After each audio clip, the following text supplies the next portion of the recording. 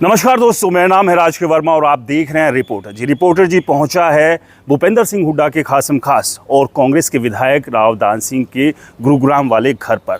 ED की कल 7 बजे से रेड चल रही है। 24 घंटे से ज़्यादा का समय हो गया और लगातार अलग अलग ठिकानों पर ईडी राव दान सिंह के रेड कर रही है। इस रेड के पीछे की मंशा पर भी सवाल उठ रहे हैं, उस पर भी बात करेंगे, लेकिन उससे पहले तस्वीरें आपको दिखा दें। ये वही घर है जो कि गुरुग्राम के सेक्टर 17 में है और हाउस नंबर 113। और इस वक्त इस घर के अंदर राव दान सिंह और उनका परिवार मौजूद है और ये घर के भीतर की आप तस्वीरें देख रहे हैं लाइव सिर्फ रिपोर्टर जी पर, जहां ईडी इस वक्त अपनी बड़ी कार्रवाई को अंजाम दे रही है।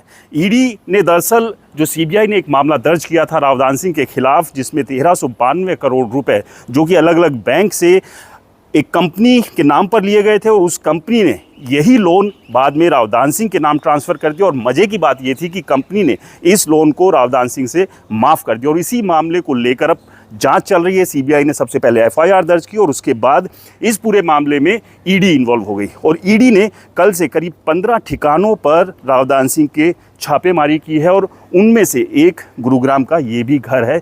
अब सबसे बड़ा सवाल ये है कि जो आरोप लगते रहे हैं बीजेपी के ऊपर, चाहे वो लोकसभा चुनाव थे और अब हरियाणा में विधानसभा चुनाव 2024 के अक्टूबर में होने हैं, तो ऐसे में जो ईडी की कार्रवाई की जो टाइमिंग है उसको लेकर अब सवाल उठ रहे हैं कि क्या ईडी के जरिए केंद्र और हरियाणा सरकार कांग्रेस के ऊपर किसी तरह का दबाव बनाना चाह रही है।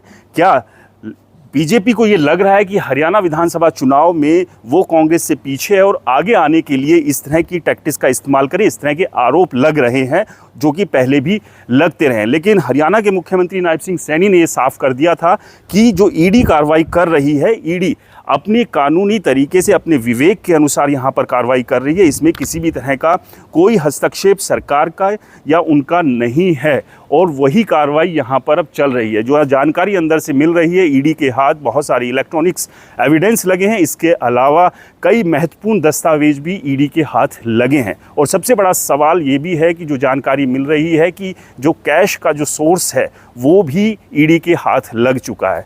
अब इस सब के बीच ये भी कहा जाता है कि राव दान सिंह भूपेंद्र सिंह हुड्डा के बेहद नज़दीकी रहे हैं। जो पार्टी और भूपेंद्र सिंह हुड्डा की जो फंड्स हैं वही मैनेज करते थे, तो क्या उस कैश की चेन को तोड़ने के लिए, उस कैश की सप्लाई को रोकने के लिए भी ये कार्रवाई की जा रही है? ये सवाल भी अब राजनीतिक गलियारों में उठने शुरू हो गए हैं। और इन्हीं सवालों के बीच सबसे बड़ी बात यही है कि हरियाणा में विधानसभा चुनाव की शुरुआत हो चुकी है। लगातार तमाम पॉलिटिकल पार्टीज़ चुनाव मैदान में है और कोशिश यही है कि किसी तरह से इस बार हरियाणा की सत्ता पर वो काबिज हो सके, जिसमें कांग्रेस पिछले 10 साल से इंतज़ार कर रही है, तो वहीं बीजेपी कह रही है कि वो तीसरी बार अब सरकार रिपीट करने जा रही है। लेकिन उस सब के बीच जो राव दान सिंह के घर पर छापेमारी चल रही है, उनके ठिकानों पर छापेमारी चल रही है, इसके अलावा क्या अब ये जो ईडी की कार्रवाई है इसकी आंच भूपेंद्र सिंह हुड्डा तक पहुंच सकती है? क्या अगला निशाना भूपेंद्र सिंह हुड्डा हो सकते हैं?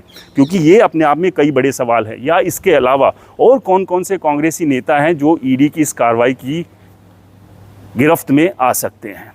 इन सवालों के जवाब का सभी को इंतजार है और जैसे जैसे सवाल सामने आते रहेंगे आप तक पहुंचाने का काम रिपोर्टर जी लगातार करता रहेगा।